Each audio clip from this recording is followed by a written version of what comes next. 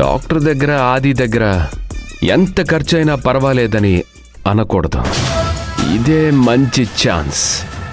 రావణ్ణి బయటికి రప్పించే క్రమంలో కోటాను కోట్లు కొల్లగొట్టాలి.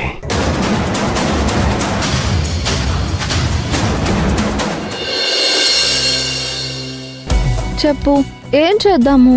మనిద్దరం ఏమైనా ఆట ఆడుకుందామా? నువ్వు నేను హైడ్ అండ్ సీక్ ఆడుకుందాం. నీకు ఓకేనా? సరే అయితే ఆడుకుందాం పద. నేనేమో నంబర్స్ లెక్క పెడతాను, నువ్వు ఈలోగా దాక్కోవాలి, సరేనా?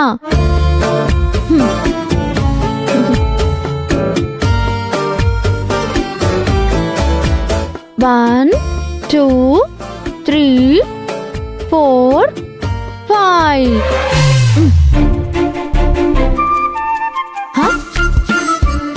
ఓహో, నువ్వు ఇప్పటి వరకు ఇక్కడే ఉన్నావు కదా, ఇప్పుడు ఇక్కడికి ఎలా వచ్చావు? దాక్కోడానికి వెళ్ళావా? మరి నువ్వు దాక్కోకుండా ఇక్కడే ఉన్నావేంటి? ఇప్పుడు చూడు, నువ్వు అవుట్ అయిపోయావు. ఇప్పుడు నేను దాక్కుంటాను, నువ్వు కనిపెట్టాలి, ఓకేనా? సరే. అమ్మా, ఆడుకుంటున్నారా? అవును, నేను బొమ్మ హైడ్ అండ్ సీక్ ఆడుకుంటున్నాము. అవునమ్మా, మీరు బొమ్మను తీసుకుని కాసేపు ఆ బెడ్ మీద కూర్చోండి, నేను ఇల్లు ఉడుస్తాను, సరేనా? సరే. దా.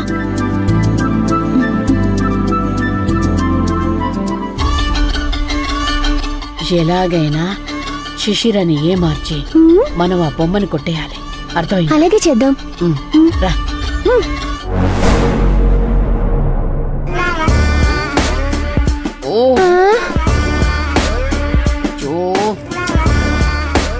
ఏం చేయడానికి వెళ్ళినా ఈ ముసల్ది అడ్డొస్తోంది.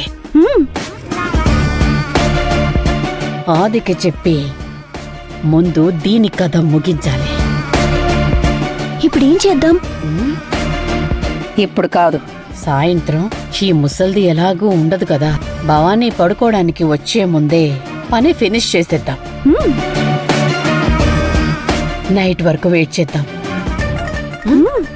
సరే, వెళ్దాం. కొంచెం సేపు వెయిట్ చెయ్యి, లక్ష్మమ్మవ్వ ఊడుస్తుంది. ప్రస్తుతానికి సెటిల్మెంట్స్ తప్ప ఏమీ జరగడం లేదు. నా పర్సనల్ వర్క్లో బిజీగా ఉన్నాను. యా, సరే, టేక్ కేర్. లాయర్ గారు, ఒక్క నిమిషం. 2 నిమిషాలు మీతో మాట్లాడచ్చా?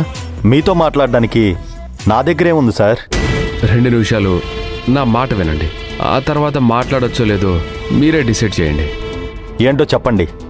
మీకు శివగామి ఎంత ఫీజు ఇస్తుంది? అందుకే చెప్పింది మీతో మాట్లాడడానికి ఏమీ లేదు అని. అదేంటి గురు, ఇంత కోపంగా ఉన్నారు? మీతో ఒక విషయం మాట్లాడాలని అందుకే అడిగాను. శివగామి కేసు చూస్తున్నాను కదా, మీతో ఏం మాట్లాడాలి? శివగామి మీకు ఎంత ఫీజు ఇస్తుందో నాకు తెలీదు. నా కేసు వ్యవహారం చూస్తే 40 లక్షలు ఇస్తాను. ఈ 2 తెలుగు రాష్ట్రాల్లో నన్ను డబ్బుతో కొనగలిగే ధనవంతులు ఎవ్వరూ లేరు. పోనీ 50? నా నిజాయితీని వెలకట్టలేను. లక్ష్యం కోసం జీవితాంతం కష్టపడి సంపాదించిన పేరు చెడగొట్టుకోవడం నాకిష్టం లేదు. 60 లక్షలు ఇస్తాను. దేని గురించి మాట్లాడాలి?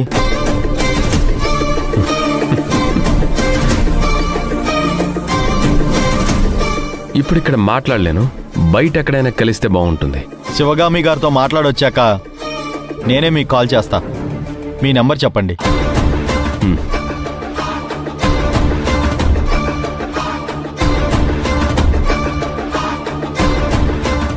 ఓకే. ఈ విషయం చాలా సీక్రెట్గా ఉండాలి. నేను ఒక్కసారి కమిట్ అయితే నీతి తప్పను. సరే, మీ పని అయ్యాక కాల్ చేయండి. ఓకే.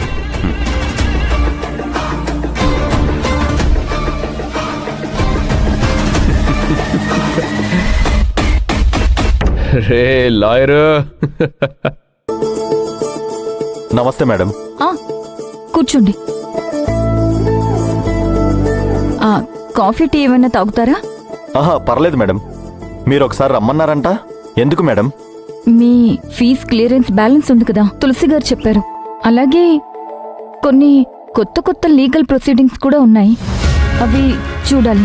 సరే మేడం, నేను చూసుకుంటాను. ఫీజు గురించి ఏం టెన్షన్ లేదు. నేను మీకు రావాల్సిన బ్యాలెన్స్ అమౌంట్ని సెటిల్ చేస్తాను. ఓ 2 డేస్లో మీ అకౌంట్లో క్రెడిట్ అయిపోతుంది.